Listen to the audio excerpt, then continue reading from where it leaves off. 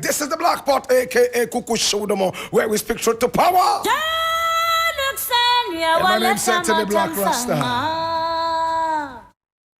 No, here we don't criticize, but if we must criticize, we would only just criticize to build and not to destroy. That is why we say we are in the service of God and country. This is what is in the new reel. And from the news reel, we keep it real.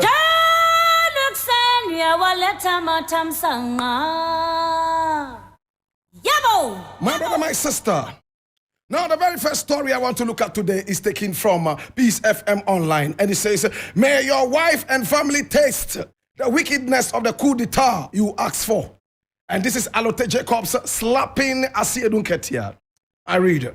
Alote Jacobs has descended heavily on the national chairman of the largest opposition, National Democratic Congress, Johnson Asiedun Ketia, over his recent interview on Joy News regarding the fury of Ghanaians at the incumbent government.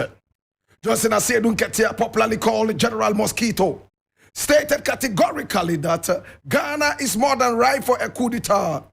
But his comment has incurred the wrath of Alote Jacobs, who finds it extremely irresponsible and unacceptable. Ghana is more than ripe for a coup d'etat, but the only thing that is saving us is the tolerance of Ghanaians.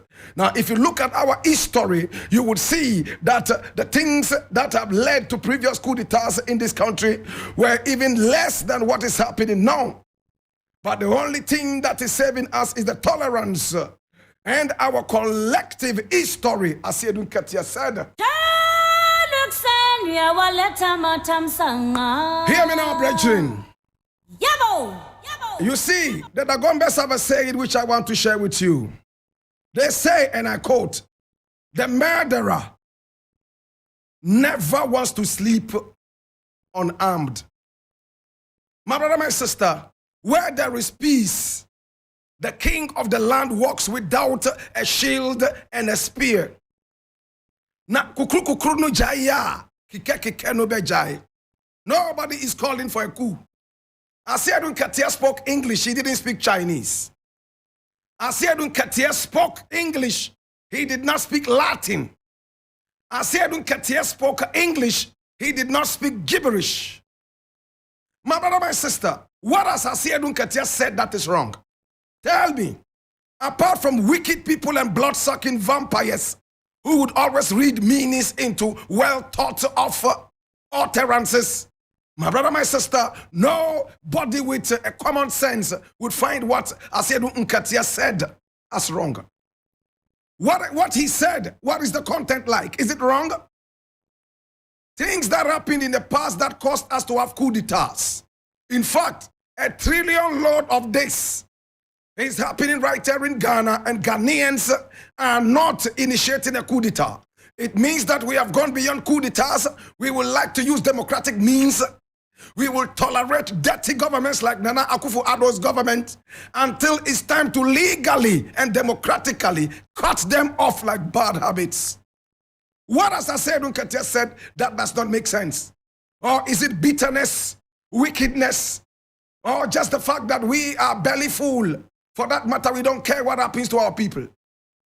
My brother, when Rawlings came in and overthrew the government twice in this country, what were the situations at the time? When Kwame Nkrumah was overthrown, after giving you the Temahabo, after giving you the motorway, after giving you so many factories that you cannot even count, and was still overthrown, my brother, my sister, Ghanaians came out to dance until they finally realized that they were dancing into the foolishness and folly. My brother, my sister, when Kwame Nkrumah was overthrown, what did these people say? The UP tradition, my brother, my sister, today known as the NPP, they said Kwame Nkrumah was so corrupt. At the end of the day, when they decided to put in a committee, in fact, a commission to look into Kwame Nkrumah's corrupt nature, they had to look for Kwame Nkrumah to apologize to him, but it was too late.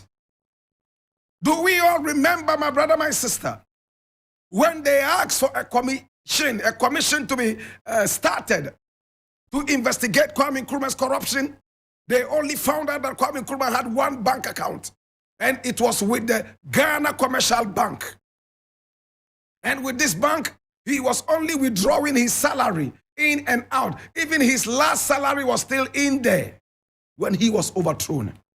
My brother, my sister, today as it stands, people are looting in their droves. Party members are buying houses at 30% the cost. Land in Ramsar size are being taken by force by government officials. And when you ask them, they quote a verse from the New Testament that in the days of John the Baptist, having suffered violence, and the violence took it by force. So this is the violent party that is taking everything by force. It's a very disgraceful party. And to Alote Jacobs, my brother, my sister, let us look at what Alote Jacobs said. Does it make sense to you? What Asiadun Katia said, does it make sense to you? Of course, a lot of sense. Things that happened in the past, and we went for coup d'etats. A trillion load of that is happening right now. And Ghanaians are overly to the umpteenth time tolerant. But even with the demonstrations, listen to what they are saying. My brother, my sister, and I'm reading this from, Ghana Web. It says, you choose to demonstrate as hooligans instead of using parliamentary channels. And this is Addison blasting NDC MPs. Who is Addison? He's the governor of the Bank of Ghana. He's the print master. Now listen, Dr. Ernest Addison, the governor of the Bank of Ghana, has criticized the opposition lawmakers for their recent demonstration, describing it as unnecessary. On Tuesday, the 3rd day of October, opposition MPs led a massive demonstration in Accra, calling for the resignation of the central bank governor and his deputies, accusing them of mismanaging the bank. However, Mr. Addison, in remarks reported by an international business website, Central Banking, stated that he has no intention of resigning. He described the demonstration as completely unnecessary and expressed his determination, along with his deputies, to remain in their roles. The minority in parliament has many channels to channel their grievances in civilized societies. Underline that, civilized societies, not through demonstrations in the streets as hooligans. This guy is stupid. My God.